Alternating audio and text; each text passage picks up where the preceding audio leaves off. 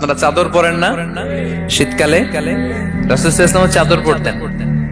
রাসূল সাল্লাল্লাহু আলাইহি ওয়াসাল্লাম নাজরান দেশ থেকে আনা একটা চাদর পরেছেন, গলিজুল হাশিয়া। যেই চাদরের এই কর্নারের ডিজাইনটা ছিল খসখসে। কি ছিল? হঠাৎ এক বেদুইন এসে রাসূল সাল্লাল্লাহু আলাইহি ওয়াসাল্লামের চাদর ধরে টান দিল। টান দেওয়ার সাথে সাথে রাসূল সাল্লাল্লাহু আলাইহি ওয়াসাল্লামের ঘাড়ের এই চামড়া ছিঁড়ে গেল। এই খসখসে যেহেতু ডিজাইন চাদরের, ওই খসখসে ডিজাইন ঘাড় আর কাঁধের এখানে যখন টান খেলো, ওই খসখসে ডিজাইনের দাগ বসে গেল, রাসূলের চামড়া ছিঁড়ে গেল ঘাড়ে। সে টান দিয়ে বলে, ইয়া মুহাম্মদ মুরলি মিন মালিল্লাহ। আসছে ভিক্ষা করতে। মূলত ভিক্ষা চাওয়ার ডিজাইন দেখছেন? যার কাছে ভিক্ষা চাবে চাদর ধরে টান টান এসে বলে, বেদুইন তাদের মধ্যে সভ্যতা ছিল না। ইয়া মুহাম্মদ, ও মুহাম্মদ মুরলি মিন মালিল্লাহ, ও মুহাম্মদ আমার খাওয়ার মতো টাকা নাই, তুমি আদেশ করো বাইতুল মাল থেকে যেন আমারে কিছু টাকা দেয়।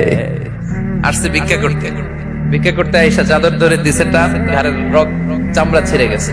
রাসূল সাল্লাল্লাহু আলাইহি ওয়াসাল্লাম ব্যথা পেয়েছেন। ফালতাফাতা ইলাইহি রাসূলুল্লাহ, আল্লাহ রাসূল সাল্লাল্লাহু আলাইহি ওয়াসাল্লাম তার দিকে তাকালেন, তাকিয়ে ফাদহিক একটা মুচকি হাসি দিলেন।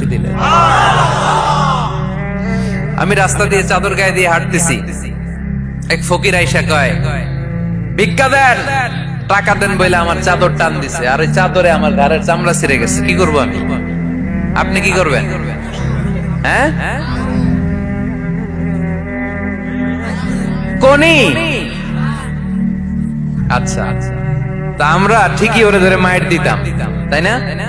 আজকে ওর একদিনকে আমার একদিন বর্তা বানায় ফেলতাম ওরে পিটায়, রাগের চোটে, ঠিক কিনা? আল্লাহ রাসূল সাল্লাল্লাহু আলাইহি ওয়াসাল্লাম try to think about it, try to ponder on the story.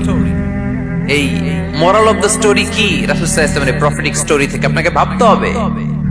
ভিক্ষা করতে এসে চাদর ধরে টান দিয়ে ঘাড়ের চামড়া ছিঁড়ে ফেলেছে, রাসূল তাকিয়ে মুচকি হাসি দিলেন। মুচকি হাসি দিয়ে বললেন, যাও বাইতুল মাল থেকে কিছু সম্পদ ধরে দিয়ে দাও। কি নবী ছিলেন!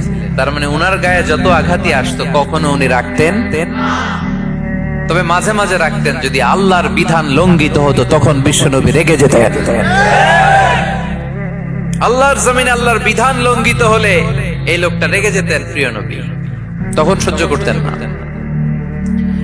এক সাহাবী এসে বললেন, ইয়া রাসূলুল্লাহ, এমন ইমাম পাঠিয়েছেন আমাদের এলাকায়, বড় বড় সূরা দিয়ে নামাজ পড়ায়, এত বড় সূরা দিয়ে পড়ে, তার পিছনে দাঁড়িয়ে থাকার ক্ষমতা আমার নাই। এই কথা শুনে বিশ্বনবী রেগে গেলেন, কারণ ইসলামের বিধান এখানে লঙ্ঘিত হচ্ছে, ঠিক কিনা?